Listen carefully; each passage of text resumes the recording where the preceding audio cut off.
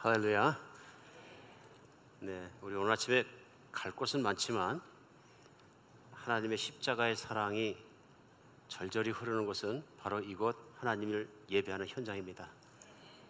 우리가 나와 있는 곳, 우리 하나님께서 약속대로 오셔서 정말 그 십자가의 사랑을 부어주시고 생각나게 하시고 또 일어나게 하시고 그 사랑으로 말미암아 만족하게 하는 현장이 예배 현장이라고 믿습니다.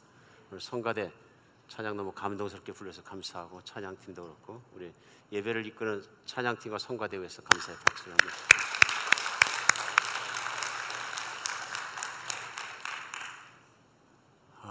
인생은 끊임없는 자기와의 싸움이라고 우리 표현할 수 있을 것 같습니다. 전쟁이죠. 쉬운 전쟁 중에 한 가지가 뭐냐면 건강을 위한 전쟁인 것 같습니다. 많은 사람들이 100세 시대에 산다 그러면서 건강하게 살기 원합니다. 그러니까 많은 분들이 오래 사는 것보다 건강하게 사는 걸 원하십니다. 그렇죠? 오래 살기는 오래 사는데 100세까지 중병에 시달리면서 살면 너무 고통스러운 인생. 그런데 사실은 내가 건강하게 사는 것이 내 안에 나와의 전투에 있다. 왜 그러냐면은 우리가 다 압니다. 건강하게 살면 어떻게 해야 되는지. 음식 절제해서 먹고 건강하게 먹고 운동 하루에 1시간씩 하면 됩니다. 그죠? 그래서 젊었을 때부터 이런 절제된 생활을 하고 절제된 운동을 하고 몸을 건강하게 유지하게 되면 얼마든지 100세까지 건강할 수 있다. 이거 정설입니다. 알긴 아는데 이렇게 사는 것이 만만치가 않습니다. 근데 이제 사실은 작은 싸움이거든요. 왜 작은 싸움이냐면 하루에 1시간 운동하는 것, 30분 운동하는 것, 또 음식을 밥 먹는 시간에 조금 절제해서 먹는 것, 작은 싸움입니다. 근데 작은 싸움인데 그 작은 싸움에 실패하면 어떻게 되냐면요, 내 인생을 실패하게 됩니다. 맞습니까? 그래서 이건 작은 싸움이야 생각하면 작은 싸움이 큰 싸움을 일으키고 결국은 내가 나머지 시간들을 써서 음식도 마구 먹어가면서 그 다음에 운동할 시간을 뺏겨가면서 이루려 했던 재물과 명예와 모든 것이 내 건강을 잃어버리는 물거품처럼 사라집니다. 그것이 여러분과 제가 살아가는 인생의 전쟁이 아닌가 싶습니다. 단지 전쟁은 이것만 있는 것이 아니고요, 특별히 예수님을 믿고 신앙생활하는 사람들에게 소원이 있습니다. 그것이 뭐냐면 내가 영적으로 건강하고 건강한 교회의 일원이 돼서 하나님을 섬기고 그 뜻을 잘 섬겨서 정말 건강한 신앙생활을 하고 싶다. 이거 얼마나 좋은 소원입니까? 이런 소원이 다 있다 하는 것입니다. 근데 안타까운 것은 뭐냐면 그 건강한 교회와 건강한 신앙생활을 위해서 우리가 싸워야 할 전투가 우리 안에 또 있다.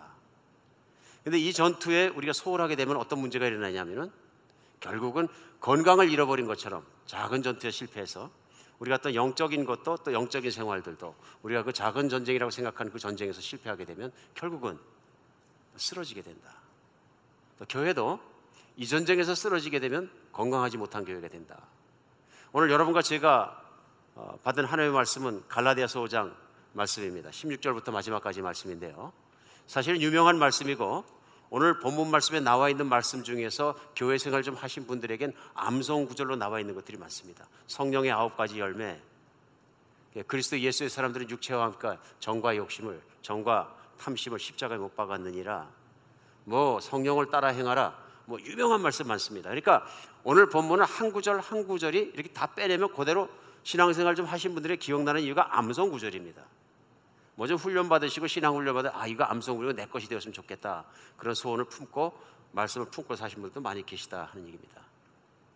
저는 오늘 여러분과 제가 이 말씀을 받으면서 이 말씀의 배경과 이 말씀을 전했던 사도 바울의 그 본 뜻을 잘 이해함으로 말미암아서 오늘날 우리에게 정말로 건강한 신앙생활을 할 수 있는 기축을 박아주는 그런 말씀이 되었으면 좋겠다 하는 바람이 있습니다.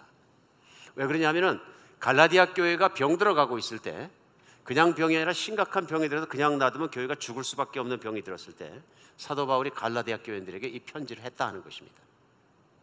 오늘 고린도 교회가 병든 교회였다 하고 얘기한다면 이해를 합니다. 그런데 갈라디아 교회가 병든 교회라고 제가 표현을 하니까 갈라디아 교회도 그러냐 그렇게 말씀하실지 모르겠습니다. 그러나 제가 갈라디아서를 1장부터 6장부터 꼼꼼하게 읽어본 결과는 뭐냐면 사도 바울의 의도는 이 편지를 보냄으로 말미암아 병 들어가고 있는 교회를 건강하게 회생시키기를 원했습니다. 그러므로 마찬가지 오늘날 우리에게도 건강한 교회, 건강한 신앙생활을 위한 가장 소중한 말씀들을 속속 전해지고 있습니다. 오늘 이 교회가 병들기 시작한 가장 큰 이유는 뭐냐면 사도 바울이 떠나고 나서 이 교회에 온 사람들 때문에 그렇습니다. 사도 바울은 1차 선교 여행을 통해서 예수 그리스도를 모르고 복음이 없던 지금 터키 지방이죠. 중부 지방인데요. 갈라디아 지방이란 당시 그 지역을 순방하면서 말씀을 전하게 됩니다. 그 대표적인 것이 비시디아 안디옥이고요. 비시디아 안디옥에서 말씀을 전하고 정말 복음을 받아들이고 예수 믿는 사람이 나오니까 조그만 교회가 세워졌던 것 같습니다. 거기에서 핍박을 받으니까 아래로 내려갑니다. 루스드라라는 곳에 내려가고요. 여기는 2차 선교 여행 때 우리 디모데의 고향이기도 합니다. 루스드라에서 다시 핍박을 받으니까 또 아래로 내려가서 이고니온이라는 내려가고요. 거기에서 또 쫓아오니까 유대인들이 쫓아오니까 어떻게 되냐면 더베라는 곳까지 내려갔다가 다시 시리아 안디옥, 비시디아 안디옥과 시리아 안디옥은 다른 곳입니다. 시리아 안디옥까지 배를 타고 돌아오는 태행 행로를 거치게 됩니다. 그런 1차 선교 여행을 통해서 지금 터키 내륙 지방에 개척된 교회들이 바로 갈라디아 지역에 있는 교회들입니다. 그러니까 한 교회만 보낸 것이 아니라 그 지역에 있는 교회들이 총체적으로 병들기 시작했다는 얘기입니다. 그들이 병들기 시작한 가장 큰 이유가 사도 바울이 떠나고 나서 유대인 중에서 예수를 믿는다는 사람들이 들어온 것입니다. 그래서 이들이 들어와서 얘기한 것이 뭐냐면 예수만 사도 바울이 전하는 것처럼 믿는다 그래서 구원을 받고 하나님이 만족하고 우리도 만족하는 생활을 할 수 있냐? 그렇지 않다. 하나님도 만족시키고 만족한 건강한 신앙생활을 하기 위해서는 우리처럼 율법을 지켜야 된다. 그러니까 예수님도 믿고 율법도 지켜야 한다. 율법은 하나님 말씀이기 때문에 우리가 하나님의 자녀라는 표식으로 할례를 받고 또 하나님의 안식일을 지키고 음식 예법을 지키고 하나님의 율법들을 지키는 것처럼 또 절기를 지키고 금식도 하고 안식일도 지키는 것처럼 여러분도 지켜야 한다. 이 말씀에 많은 갈라디아 교인들이 넘어갔던 것 같습니다. 설득당했던 것 같습니다. 사도 바울이 다른 지역을 사역하고 있으면서 사람을 통해서 이 말을 전해 듣고 불끈한 것입니다. 오늘 편지 내용을 전체적으로 보면 사도 바울이 갈라디아 교인들에게 많이 실망했고 심지어는 많이 화가 났다 하는 것을 느낄 수 있습니다. 오늘 본문 말씀 앞에는 3장 말씀을 시작하자마자 어리석도다 갈라디아 교인들아 이렇게 표현합니다. 그대로 얘기하면 You foolish Galatians, 어리석다, 바보 같다. 감히 말하기 어려운 얘기입니다. 오늘날 설교하는 사람이나 목회자가 강단에서 말씀을 전하면서 아이고 어리석은 한비전 교인들아 이렇게 얘기하면은 제가 오늘은 웃으면서 얘기하니까 괜찮습니다만 얼굴 시뻘겋어서 진심으로 얘기했어요. 그럼 어떻게 됩니까? 목사님 오늘은 나한테 표적 설교하는데 나보고 스투핏하다 그랬어요. 상처받지 않겠어요? 안 받는 분은 은혜로우신 분입니다. 무슨 말씀이냐면요, 사도 바울이 그 교회를 향해서 그만큼 절박한 심정으로 서신을 썼다 하는 얘기입니다.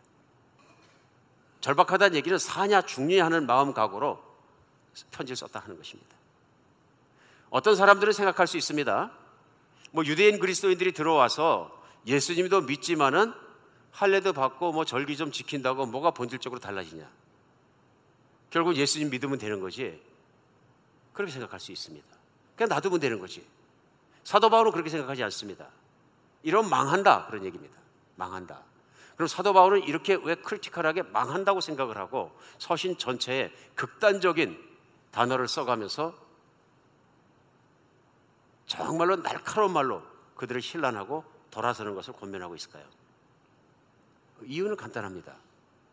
그들을 쫓아가게 되면 예수 그리스도의 십자가의 복음이 흐려집니다. 교회는 사람들이 율법의 행위를 행해서 유대인들로 말미암아서 세워진 것이 아니라 교회는 하나님의 그 아들 예수님을 보내주시고 그 다음에 정말로 믿지 않는 죄인들의 죄를 해결해 주시고 본질적인 문제를 해결해 주시기 위해서 하나님의 아들이 십자가에 못 박혀 죽으시고 부활하시고 나서야 생긴 것입니다. 우리는 이것을 복음이라고 합니다. 이 땅에 존재하는 인간이라는 존재가 하나님의 은혜를 받을 수 있는 것 중에 가장 좋은 소식이기 때문에 복음이라고 합니다. 사실 지난주에 우리는 누가복음 15장 말씀 가지고 양 100마리와 잃어버린 한 마리의 양의 비유를 통해서 예수님께 직접 통하신 그 비유를 통해서 하나님께서 세상에 있는 사람을 또 특별히 죄인을 얼마나 사랑하신지에 대해서 우리는 같이 알아봤습니다. 그의 하나님의 사랑을 가장 극단적으로 보여준 것이 뭐냐면 바로 십자가에서 하나님 아들이 잃어버린 죄인들의 생명을 구하기 위해서 돌아가신 사건입니다. 사도 바울은 바로 그 사건을 또 그 일을 그 복음을 전해서 갈라디아 교를 시작하게 했는데 갈라디아 교인 중에서 신앙에 멋을 부리는 사람이 생긴 것입니다. 왜 멋을 부리는 겁니까? 유대인들 말대로 예수님만 믿는 것뿐만 아니라 금식을 하니까 더 거룩해 보였다. 안식일도 지키고 주일날도 나오니까 더 거룩해 보였다.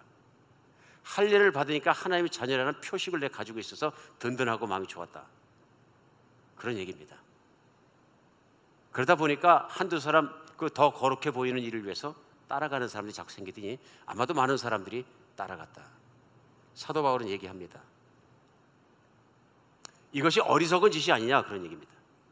그래서 오늘 본문 말씀이 사실은 시작되는 5장의 1절에서 사도 바울은 이렇게 얘기합니다. 그리스도께서 우리를 자유롭게 하려고 자유를 주셨으니 그러므로 굳건하게 서서 다시는 종의 멍에를 매지 마라. 좀 생각해 보겠습니다. 오늘 갈라디아 사람들이 종의 멍에를 맸다고 표현합니다.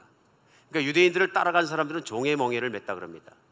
근데 반대로 예수님께서는 이런 종의 멍에를 벗겨주시고 우리를 자유롭게 하려고 자유를 주셨으니 다시 그 종의 멍에를 왜 매겠느냐 하는 얘기입니다.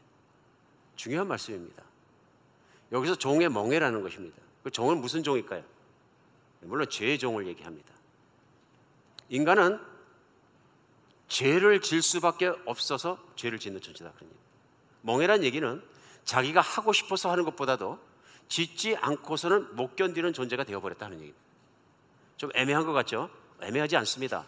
실제적인 예를 들면 무엇이냐면요, 인간은 내가 죄를 져야지 그래갖고 하나님한테 죄를 짓고 말 거야, 그것이 아니고요, 가만 놔두면 죄가 생긴다는 것입니다. 그래서 그 죄의 가장 큰 원인이 뭐냐면요, 욕심입니다. 욕심. 사람은 욕심이 생겼기 때문에 그 욕심을 따라 살아가면서 하나님을 기쁘시게 하지 못하는 죄를 짓게 된다. 그것이 우리 시대에 시작된 것이 아니라 역사가 시작되는 초기에 창세기 3장에 첫 번째 사람 아담과 이브부터 욕심부터 시작했다. 그래서 야고보서 2장 5절에서는 그 말씀을 하시는 걸 이렇게 표현합니다. 우리가 욕심을 잉태함으로 욕심을 내가 가지고 욕심을 임신하게 되면 죄를 낳는다. 죄가 저절로 생긴다. 그리고 그 죄가 장성함으로 사망을 낳는다. 그런 말씀하십니다. 결국 인간이 하나님 앞에 죽게 되고 하나님의 복을 받지 못하는 가장 큰 이유는 욕심을 다스리지 못했다 그런 얘기입니다. 오늘 종의 멍에를 맸다는 얘기는 뭐냐면요, 이 욕심을 이길 수 있는 것을 예수님께서 십자가에서 이루어 주셨는데, 그래서 욕심을 따라 살아갈 수밖에 없는 인간의 연약함을, 자연스럽게 죄를 짓는 인간의 연약함을 십자가에 못 박아 주셨는데 이제 다시 옛날에 욕심 따라 살아가는 인생으로 돌아갔다 그런 얘기입니다. 그러면 죄를 짓는 사람마다 죄를 짓는 이유는 죄의 종이 됐기 때문이다. 욕심의 종이 되었고 그 욕심을 놓고 뒤에서 다루는 존재가 있는데 그가 바로 태초부터 아담과 이브를 타락하게 만들었던 마귀라 하니, 마귀다. 그러니까 하나님께서는 죄를 짓는 것이 단순히 한두 번 죄를 짓는 그 정도의 죄가 아니라 인간 안에 있는 죄의 본질, 그 죄의 공장을 가지고 있기 때문에 그렇다. 예수님이 십자가에 못 박혀 돌아가신 것은 바로 그 죄의 본질의 문제 때문에 연약해서 의로운 일을 할 수 없는 인간을 위해서 예수님께서 대신 죽어주신 것이다. 예수님의 죽음을 나의 죽음으로 받아들인 예수님을 믿는 그리스도인들은 어떤 사람들이냐? 내가 정말로 하나님이 계신 것과 하나님을 향해서 보니까 내가 죄인인 것을 깊이 깨닫고 그 예수님의 죽음을 나의 죽음으로 받아들인 사람, 그래서 나의 옛사람이 욕심을 따라 살아가고 옛날 구습을 따라 살아던 그 사람이 십자가에 죽은 사람들이라, 그런 얘기입니다. 욕심과 싸우는 전쟁은 기독교인만 한 것이 아닙니다. 불교인들이 오랜 세월 동안 해온 것입니다. 다른 종교인들도 오랜 세월 동안 힌두교에 가보면, 인도 갔을 때 보니까 구루들이 앉아서 다리 꼬고 앉아가지고 평생을 길에 앉아서만 지내는 사람들이 있습니다. 욕심을 이기기 위해서입니다. 옛날부터 사람은 인간의 욕심을 이기면 거룩해진다고 믿어왔습니다. 그래서 불교에서도 우리가 아는 것처럼 고행을 합니다. 출가를 하고요, 엄청난 고행 속에서 자기 부인을 위해서 노력합니다. 그리고 어떤 스님들은 면벽하고 앉아서 벽만 쳐다보고 평생을 보냅니다. 심지어는 좌불화상하고 기도한다고 합니다. 근데 그때 기도하고 수도하는 것이 뭐냐면 자기 안에 있는 욕심과 더러운 것을 이기기 위해서 싸우는 것입니다. 근데 결론은 이것입니다. 어느 누구도 완벽하게 욕심을 끝까지 이기고 깨끗해지지 않더라는 것입니다. 그렇죠? 오늘 그런데 사도 바울이 크게 꾸짖고 지적하는 가장 큰 이유는 뭐냐면, 인간이 죄를 짓는 것은 안에 죄의 본질이 있기 때문에 욕심을 없앨 수 없어서 죄를 짓어서, 예수님이 이 땅에 오셔서 십자가에 돌아가신 것은 정말로 우리의 죽음을 대신해서 죽으셨기 때문에 그 죽음을 내 죽음으로 받아들이는 사람마다 예수님과 함께 죽은 것인데, 그리고 예수님이 3일 만에 부활하신 그 부활로 우리는 하나님께서 새 사람을 되게 하신 것인데, 그 놀라운 창조자가 세워놓으신 그 길을 거부하고 내가 스스로 의로워지겠다는 율법의 멍에를 메고 들어가면 죄의 종의 멍에를 다시 맨 것 아니냐. 우리가 죄로부터 자유로워진 것은 예수님의 십자가의 복음으로 말미암은 것인가 아니냐, 그런 얘기입니다. 오늘 본문 가운데 사도 바울은 그것을 24절에서 한마디로 표현한 것이 이것입니다. 그리스도 예수의 사람들은 육체와 함께 그 정욕과 탐심을 십자가에 못 박았느니라. 이게 그 뜻입니다. 그래서 예수님을 진실로 믿는 사람마다 아멘 하고 받아들이는 유명한 사도 바울의 고백이 있습니다. 바로 갈라디아서 5장 이전에는 2장 20절에 나오는 십자가의 고백입니다. 그런즉 내게는 내가 그리스도와 함께 십자가에 못 박혔나니, 그런즉 이제는 내가 산 것이 아니요 오직 내 안에 그리스도께서 사시는 것이라. 이제 내가 육체 가운데 사는 것은 나를 사랑하사 나를 위하여 자기 자신을 버리신 하나님의 아들을 믿는 믿음 가운데 사는 것이다. 이 말씀입니다. 아멘입니까? 진정한 그리스도의 삶이라는 것은 예수 그리스도의 십자가 앞에서 이 고백이 있어야 되는 거죠. 나는 정말로 예수님의 죽음과 함께 연합해서 예수님께 넘겨지고, 나의 옛사람도 예수님께 십자가에 못 박아 죽고, 이제는 정말 내가 과거를 미워하고 과거같이 살지 않겠습니다. 그것은 뭐냐면요, 더 이상은 욕심을 따라 살지 않겠습니다. 이런 고백이거든요. 이제 앞으로는 내가 예수님의 디자이어, 예수님의 바라심, 예수님의 말씀을 따라 살고 예수님을 주님으로 살아가는, 그것이 바로 신앙 고백인 거죠. 근데 문제가 있습니다. 신앙 고백으로 살아가면서도, 예수님을 믿고 나서도 욕심을 따라가다가 넘어지는 일이 종종 발생하는 거예요. 그럼 또 죄의 종이 된 것입니까? 아니란 얘기입니다. 나는 오직 예수님으로 말미암아, 또 그분의 십자가의 사역으로 말미암아, 그 죽음으로 말미암아, 그 보혈의 능력으로 말미암아 내가 깨끗한 사람이 되고 새 사람이 되고 과거의 문제가 해결됐다는 것을 믿는 사람은 죄를 짓더라도 자기의 것으로 짓지 않는다. 그 얘기 무슨 뜻이냐면, 욕심이 좋아서 짓지 않는다. 다른 말로 하면은 죄를 질 수밖에 없기 때문에 짓지 않는다. 이제는 선택이다, 그러니. 가다가 넘어질 수 있지만 이것이 실수였다는 걸 인정하고 뻘떡에서 돌아선다는 얘기입니다. 왜요? 진리를 알기 때문에 그렇다는 얘기입니다. 근데 반대의 경우가 있습니다. 내가 좋아서 가는 것입니다. 이게 문제라는 얘기입니다. 오늘 유대율법주의자들이 갈라디아 교회 안에 들어와서 율법을 지키라고 권하는 가장 큰 이유가 무엇이냐 하는 것을 사도 바울이 꿰뚫었습니다. 이게 뭘까요? 왜 그럴까요? 그렇게 믿으면 자기들만 모여서 그렇게 믿지, 왜 각 교회를, 갈라디아 지방에 있는 각 교회를 돌아다니면서 이 사람들이 그걸 가르치려 하는 것일까요? 그 얘기입니다. 사도 바울은 이것이 자기의 자랑거리를 위해서 그렇게 한 것이다.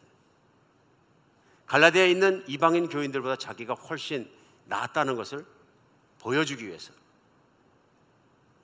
그래서 그들을 따르는 사람을 사도 바울은 표현할 때 너희가 그들의 자랑거리가 되었다, 그렇게 얘기합니다. 그러니까 전국적으로 유대인들이 노리고 있었던 건 뭐냐면 그들의 존경심이다. 그들이 따라주는 것이다. 그들의 욕심을 채우는 것이다. 그들의 교만을 채우는 것이다. 그들의 자랑거리를 추구하는 것이다. 그러면서 그 방관하게 되면 그 교회 안에 어떤 문제가 일어나냐면요, 유대인을 따라갔던 사람들이 자기들은 금식도 하고 절기도 지키고 예수님도 믿고 다 하기 때문에 그렇게 하지 않는 다른 교인들을 볼 때 당신들보다는 우리가 한 수 위에다, 영적으로. 그렇게 생각할 수 있고 그렇게 행동하게 될 것이다. 그래서 오늘 본문 맨 마지막 절은요, 그 결과 무슨 일이 생기느냐 하면 헛된 영광을 추구하게 된다. 26절입니다. 마지막 절이에요. 네, 비춰주셨어요? 헛된 영광을 구하여 서로 노엽게 하거나 서로 투기하지 말지니라 하고 권면하는 걸 볼 수 있습니다. 그러나 이건 권면이고요. 그걸 그대로 놓게 되면 교회 안에 일어나는 문제가 뭐냐면 헛된 영광을 구하게 된다. 그 뭐지? 자기 자랑거리, 자기가 존경받는 것, 자기가 인기 있어지는 것, 자기가 높아지는 것, 자기가 영적으로 존경받는 그것들을 추구하게 되고 결국은 그것 때문에 욕심을 추구하겠다는 얘기입니다. 인간의 본질의 문제이고 죄를 짓는 길을 가게 만들고 그 욕심을 잉태하면 품으면 죄가 생기는 그 죄를 품게 된다 그러니. 그러니까 결국 그 욕심을 다시 품게 되면 결과는 뭐냐면요. 오늘 26절에 나오면 서로 노엽게 만든다 그러니. 신앙생활을 하다 보면 우리가 서로 화나게 할 때가 있습니다. 서로 화나게. 가장 중요한 때는 언제냐면요. 자존심 상하게 하면 화납니다. 비방하면 화납니다. 공격하면 화납니다. 시기당하면 화납니다. 시기하면 또 화납니다. 그러니까 서로 노엽게 한다. 서로 화나게 한다는 것입니다. 사랑하는 여러분, 이 갈라디아 교회 안에 있는 문제가 더 이상 한비전 교회나 미주지역에 있는 한인교회, 대한민국에 있는 한인교회는 없습니다. 우리 한비전 교회에서 유대인들이 들어왔으니까 조심하세요. 그런 광고 나간 적이 없습니다. 그런 의미에서는 갈라디아 교회하고 우리하고는 아무 관계가 없습니다. 생각할지도 모릅니다. 그러니까 유대인과 거기에 한정된 문제이지요. 아닙니다. 이게 유대인에 관한 문제라면 문제가 없는데요. 유대인들이 갈라디아 교인들을 율법으로 끌고 가고 욕심 쪽으로 끌고 가고 교만으로 끌고 간 것처럼 가장 중요한 건 사도 바울이 지적하는 건 그들의 마음 상태예요. 그들의 마음을 교만한 길과 자랑하는 길과 욕심을 채우려는 길로 끌고 가버렸다 그런 얘기예요. 교회 안에 그걸 방치하게 되면 교회가 엉망진창이 된다. 오늘 마지막 절에 나와 있는 것처럼 서로 헛된 영광을 구하면서 서로 노엽게 하고 투기한다. 투기는 질투하는 것이죠. 시기하고 경쟁하고 투기하고. 많이 들은 얘기 아닙니까? 저는 오늘 우리의 교회, 미주지역에 있는 한인교회, 한국교회 솔직하면 돌아보길 원합니다. 시기하는 것 없느냐? 경쟁하는 것 없느냐? 직분 놓고 다투진 않느냐? 직분과 직분이 부딪히진 않느냐? 그룹을 짜진 않느냐? 혹시 남 없는 것을 험담하지 않느냐? 비방하지 않느냐? 또 어떤 사람은 조금 많이 지식을 한다고 교만하게 내가 더 많이 한다고 높다고 영적이라고 생각하지 않느냐? 어떤 사람은 영적으로 방언을 많이 하거나 예언을 많이 하고 내가 정말 직감적으로 느낄 수 있는 그런 걸 많이 하기 때문에 내가 훨씬 더 위에 있다고 영적으로 교만하게 생각하지는 않느냐? 이런 얘기입니다. 그렇죠? 헛된 영광을 구하여 서로 노엽게 하거나 서로 투기하는 일이 교회 안에 생길 수 있다. 그럼 이제 갈라디아서 5장 오늘 본문 말씀은 갈라디아 교인들만의 말씀이 아니라 우리의 말씀입니다. 우리의 말씀입니다. 다른 교회는 다 그럴지라도 육신적일지라도 우리 교회만 영적이냐? 죄송합니다. 저는 아니라고 생각합니다. 그러면 특별한 교회만 이런 문제가 있느냐? 안타깝게도 아니라고 생각합니다. 이건 일반적이고 보편적인 문제입니다. 한인교회 어디를 가도 한국교회 어디를 가도 이런 문제는 쉽게 부딪힐 수 있습니다. 이게 무슨 문제입니까? 자기의 자랑거리를 위해서 자기의 것을 쌓는 것입니다. 교회를 가장 아프게 하는 것은 어떤 특정한 이단 사상보다 바로 이것입니다. 우리는 이것을 율법주의라고도 부르기도 하고 바리새인이라고 불리기도 하고 여러 가지 표현과 종류들로 책에서 말하거나 말로다가 표현을 합니다. 그러나 오늘 성경에서 사용하고 있는 사도 바울의 용어는 이거는 자랑거리입니다. 욕심입니다. 욕심. 욕심을 따라가면 오늘 본문 말씀에 19절부터 그 아이부터 나오는 것입니다. 이것이 뭐냐면 육체를 따라가는 것이다. 자랑거리를 따라가는 것이다. 그러면 19절에 나와 있는 육체의 일은 분명하니 곧 음행과 더러운 것과 호색과 우상숭배와 주술과 원수 맺는 것과 분쟁과 시기와 분냄과 당짓는 것과 분열함과 이단과 투기와 술 취함과 방탕함과 또 그와 같은 것들이야. 전에 너희가 너희에게 경계한 것 같이 경계하느니 이런 일들을 하는 자는 하나님 나라를 유혹으로 받지 못할 것이다. 무서운 말씀이죠. 자랑거리를 따라가면, 교만을 따라가면, 자기 자신의 욕구를 따라가면 교회에서 이런 일들이 이루어진다 하는 얘기입니다. 오늘 사도 바울은 대상을 갈라디아 교회를 걱정하고 있는 것입니다. 이 길을 계속 가면 망한다는 얘기입니다. 하나님 나라를 유혹으로 받지도 못한다 그런 얘기입니다. 사랑하는 여러분, 한국교회, 이민교회, 한비전교회를 포함해서 이 문제가 없습니까? 하고 물어보면 어느 누가 선뜻 없습니다 대답할 수 없습니다. 그만큼 이 문제는 더 이상 특정 교회의 문제가 아니라 일반적인 문제입니다. 우리 건강한 교회, 좋은 교회, 건강한 신앙생활을 해서 꿈을 꿉니다. 그 꿈이 없다면 신앙인으로서 안 되는 일입니다. 근데 우리는 때때로 어떻게 되면 그런 교회가 되느냐에 대해서 여러 가지를 생각할 때가 많이 있습니다. 오늘 본문은 클리어하게 저에게 가르쳐 주신 것이 있습니다. 자랑거리가, 욕심이 없어지면 됩니다. 일반적인 문제가 작아지고 사라지면 아주 특별한 좋은 교회가 되는 것입니다. 건강한 교회가 되는 것입니다. 교회를 병들게 하는 것, 교회를 아프게 하는 것, 교회를 본질에 떠나가는 것은 바로 이 육신의 문제, 자랑의 문제, 욕심의 문제가 해결되지 않았기 때문에 그렇다 하는 것입니다. 오늘 그럼 성경은 어떻게 이것을 회복하느냐 하는 것을 가르쳐 주지 않을까요? 네, 가르쳐 주시고 있습니다. 오늘 본문 말씀의 키는 그것이라고 생각합니다. 제일 먼저 사도 바울은 십자가의 사랑으로 만족을 누려야 한다고 말씀을 전하고 있는 것입니다. 그 말씀 뭐냐면요, 사람은 욕심이 채워지기까지는 만족하지 못하는 존재입니다. 그렇죠? 내 욕심이 채워지지 않는데 내 디자이어가 차지하는데 어떻게 만족을 못하는데 어떻게 만족하다는 건 거짓말이고 위선입니다. 그럼 하나님께서는 어떻게 이것을 만족시키셨을까요? 오늘 24절의 본문 5장 24절에는 그리스도 예수의 사람들은 육체와 함께 정욕과 탐심을 십자가에 못 박았느니라 하고 얘기해요.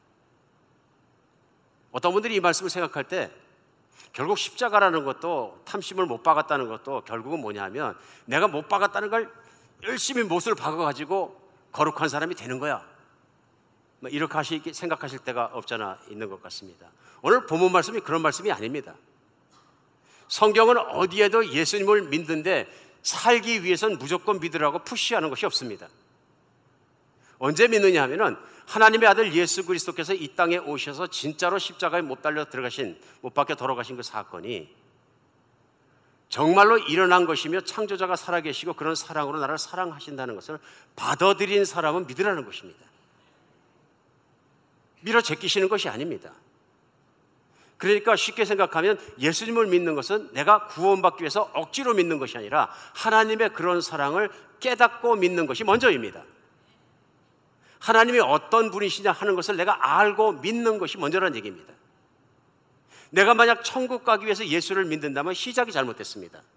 무엇이 잘못됐냐면요, 결국은 나의 욕심과 나의 이기심을 채우기 위해서 내가 신앙을 가진 것이기 때문에. 이게 따지고 보면 내가 신앙생활하는 것도 내가 잘 먹고 잘 살고 어쩌면 죽었다 있을지도 모르는 천국에 들어가야 되고 내 자식이 잘 되고 이 세상에서 출세하고 잘 먹고 잘 사는 그것에 초점이 맞았다면 여전히 중심은 누구냐면 나의 욕심이고 나의 중심이고 나의 것이에요. 십자가는 그런 것이 아니라는 얘기죠. 내가 아직 죄인 되었을 때 하나님이 내게 묻지도 아니하시고 내게 꼭 필요한 것, 나의 본질의 문제를 해결하는 걸 그 아들 예수 그리스도를 시키셔서 십자가에 죽게 하셨다는 얘기죠. 후세라도 그것을 알고 그것을 전해 듣고 그것을 보는 사람이 하나님은 살아계시고 그분이 얼마나 사람들을 사랑하냐는 것을 그걸 보면서 깨달으라는 것이죠. 하나님을 믿으라는 것이죠. 비록 예수님은 2000년 전에 십자가에 돌아가시고 부활하신 사건이 일어났지만 오늘 그 얘기를 듣고 마음속으로 난 하나님이 없는 줄 알았는데 그 하나님이 그런 하나님이시라면 나를 사랑한단 말인가? 그랬을 때 답변이 그래, 나 같은 인간을 하나님이 그렇게 사랑하시고 나 같은 죄인을 용서하시기 위해서 십자가에 들어가셔 그 일을 하신 거예요. 그걸 마음속에 진심으로 믿는 순간에 일어나는 건 뭐냐면 하나님의 그 놀라운 사랑 앞에 무릎 꿇는 것입니다. 내가 구원받기 위해서 무릎 꿇는다고 얘기하기보다는 그 하나님의 놀라우신 성품과 그 모든 것을 사랑으로 말미암아서 무릎 꿇는 것입니다. 그 하나님을 내가 모든 마음 다해서 마음 열고 받아들이게 되면 어떤 결과가 일어납니까? 내가 하나님의 사랑받는 존재가 되었다는 새로운 확신이 들어오는 거죠. 예수 그리스도의 십자가는 그것을 가능하게 하는 것입니다.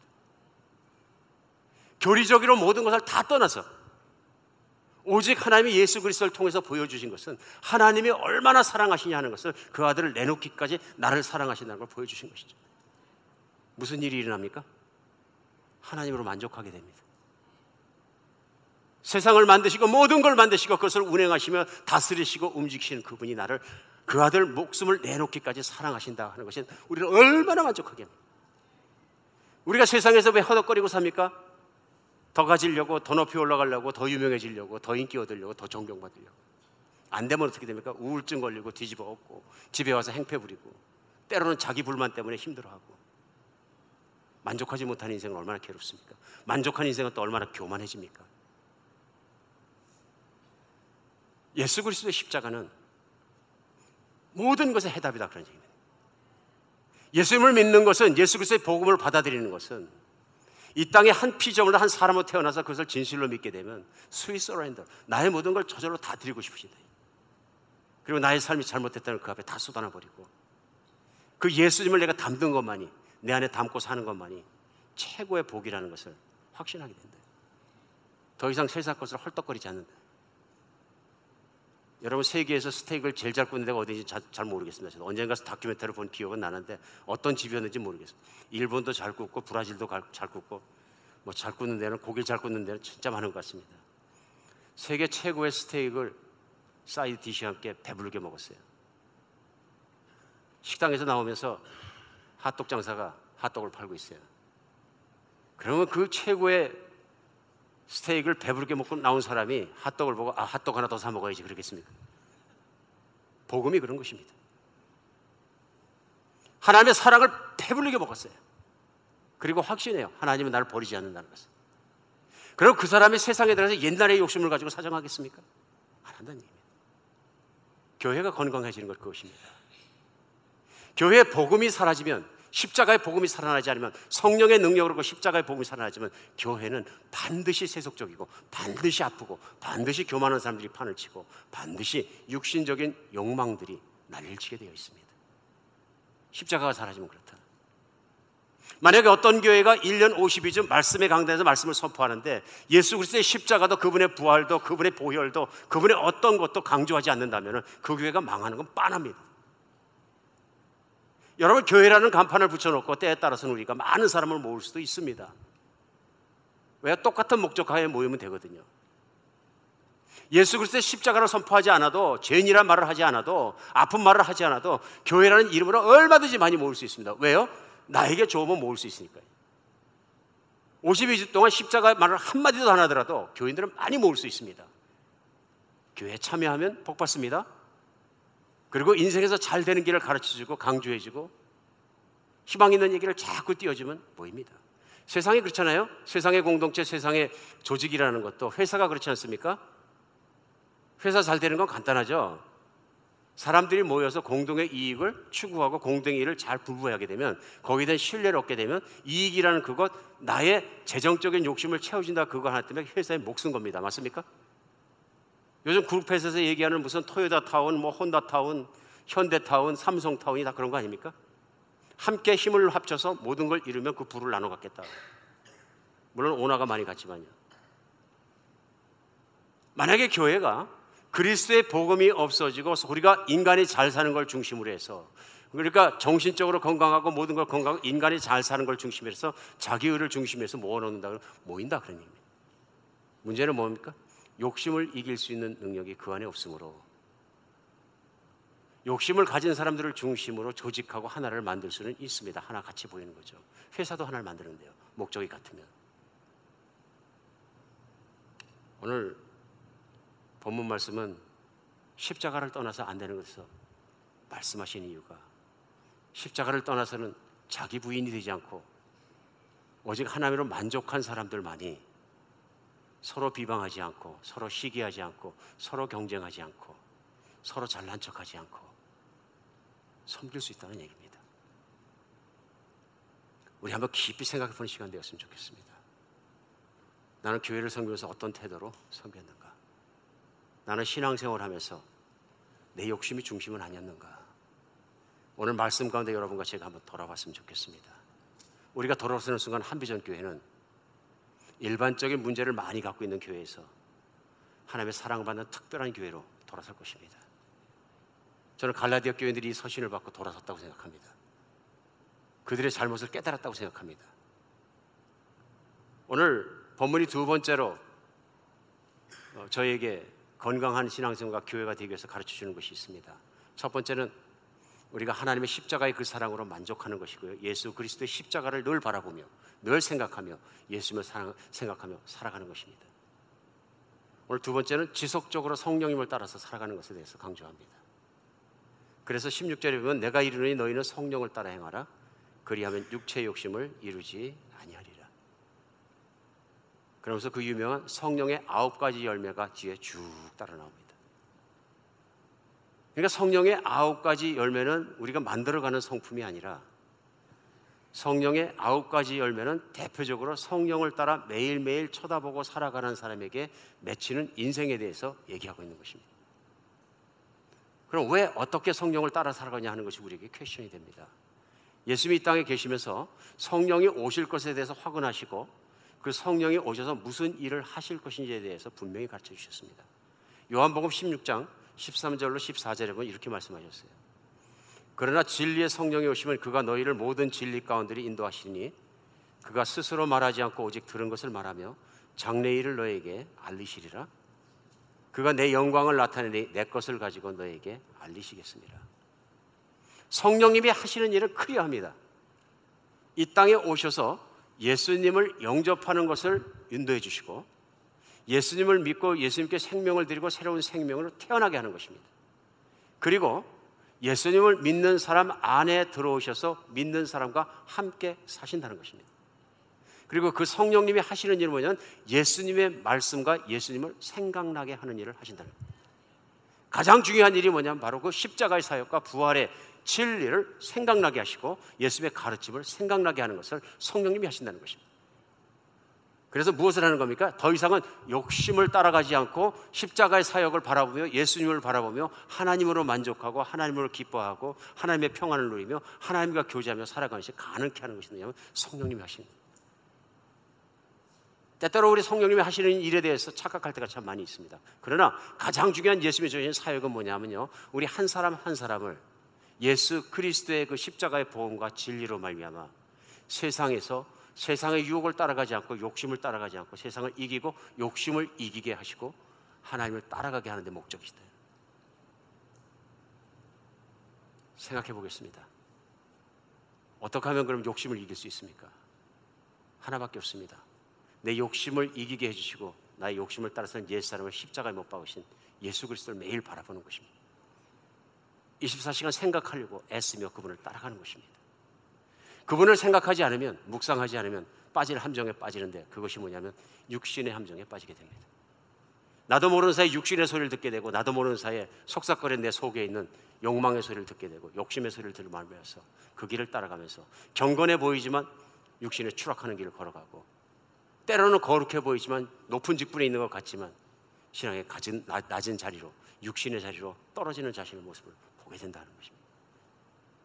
오늘 여러분과 제가 정말로 예수 그리스도를 다시 바라보는 24시간 그분을 생각하며 따라가는 여러분과 제가 됐으면 좋겠습니다. 말씀 열심히 보는 것 중요한 일입니다. 그러나 말씀 보면서 내가 딴 거 생각한다면 나 자신을 중심으로 적용한다면 문제가 있습니다. 오늘 하나님을 발견하고 하나님으로 말미암아 그분을 발견하면서 깨어나가야 합니다.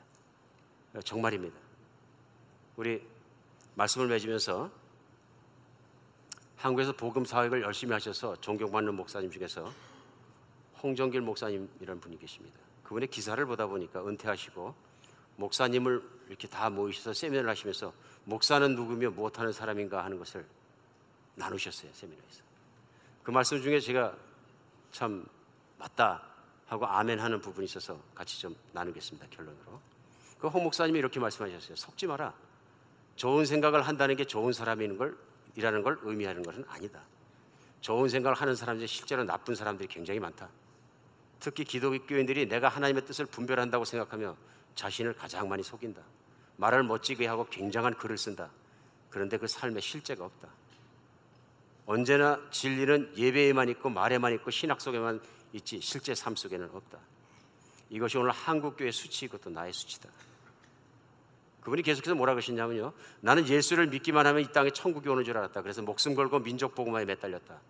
1000만 성도를 달라고 했고 이 나라에 5만 9천 개 마을에 교회를 세워달라고 간구했다. 보이지도 않았던 서쪽 대륙 중국을 위해서 기도했다. 그런데 마침내 이것들이 이루어졌다. 마을마다 교회가 섰고 중국도 마음대로 다닐 수 있게 됐다.